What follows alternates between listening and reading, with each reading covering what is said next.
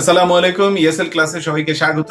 আলহামদুলিল্লাহ, ESL class শুরু করা গেল অবশেষে। আমি অনেকদিন ধরেই প্ল্যান করছিলাম ইএসএল ক্লাস স্টার্ট করতে, বিকজ আপনারা জানেন আমার কাজের অভিজ্ঞতাটি হচ্ছে ইএসএল ফিল্ডে গত 24 বছর ধরে, বাংলাদেশে 22 বছর, এখানে এসে 2 বছর। সুতরাং এই ফিল্ড নিয়ে একটু কাজ করতে পারলে বাংলাদেশের 64 জেলার 610টি থানায় কলেজ এবং বিশ্ববিদ্যালয়ে পড়ুয়া ছাত্রছাত্রী ভাই বোনদের জন্য একটু যদি এই ফিল্ড নিয়ে আমি কাজ করতে পারি তাহলে আমার কাছে ভালো লাগবে। সুতরাং আপনাদের সবার কাছে অনুরোধ, যারা এই ভিডিওটি দেখছেন তারা পরিচিত আত্মীয় স্বজনের মধ্যে যে ছাত্রটি আছে, যে ফ্রেশ গ্রাজুয়েটটি আছে, কিংবা আপনার পরিচিত যে জন যার ইএসএল ফিল্ডে কিছুটা হেল্প লাগবে, সফট স্কিলসে যার একটু কাজ করা দরকার, নিজেকে আর একটু রিচ করার জন্য, তার কাছে এই ভিডিওটি পৌঁছে দিন। পাশাপাশি যারা ফ্রেশ গ্রাজুয়েট কিংবা এন্ট্রি লেভেলের কাজ করছেন কিংবা মিড লেভেলের কাজ করছেন, কিন্তু জানেন যে নিজের ইএসএল এর জায়গাটিতে একটু ঘাটতি আছে, সফট স্কিলস আর একটু ডেভেলপ করা দরকার, আমি মনে করি তাদেরও এই ভিডিওটি কাজে আসবে। সুতরাং সবাইকে দেখার আমন্ত্রণ রইল।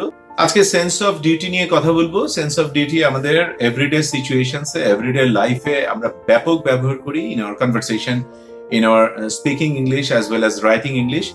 সেন্স অফ ডিউটি তিনটা টেন্সের বেলায় applicable: simple present with sense of duty, simple past with sense of duty, as well as simple future with sense of duty. এখন আলোচনা করব simple present with sense of duty.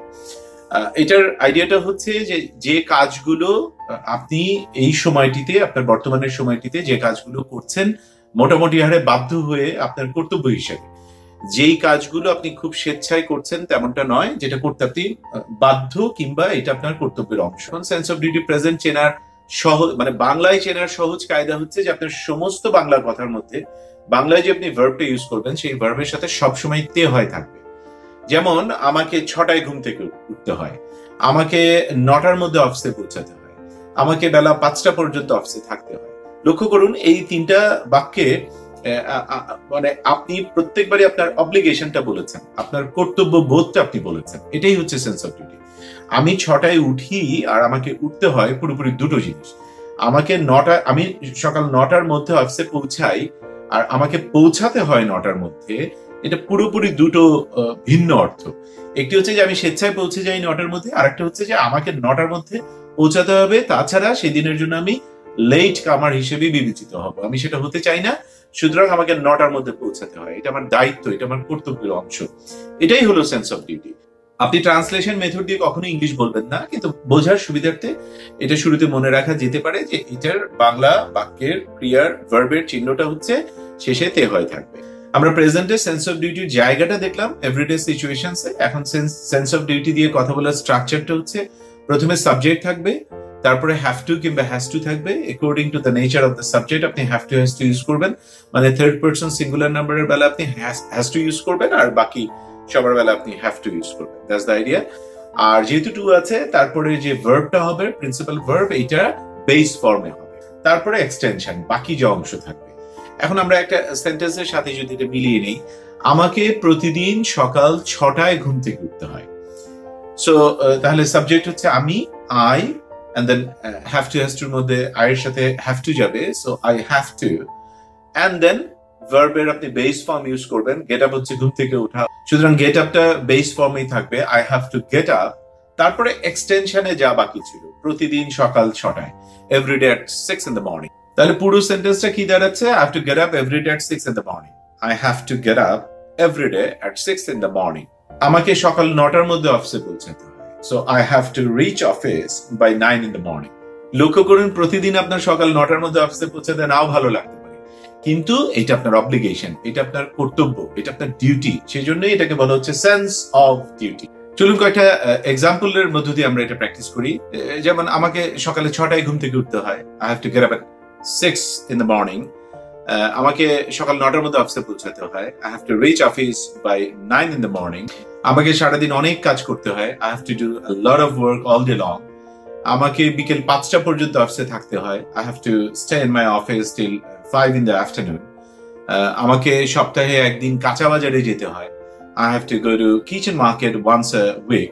আমাকে অনেক রাত পর্যন্ত জেগে থাকতে হয়, I have to sit up late night. আমাকে আমার সন্তানদের দেখাশোনা করতে হয়, I have to look after my children.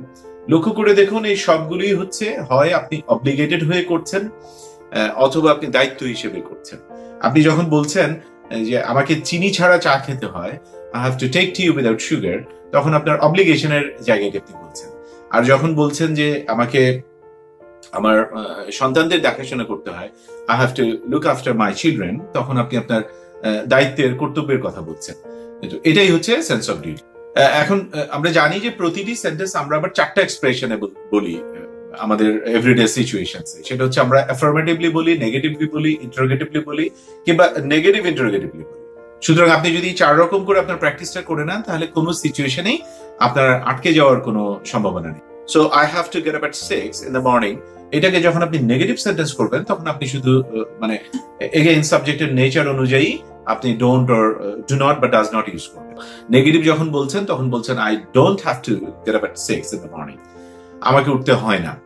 এটাকে যখন আপনি কোয়েশ্চেন করছেন তখন আপনি বলছেন do I have to get up at 6 in the morning।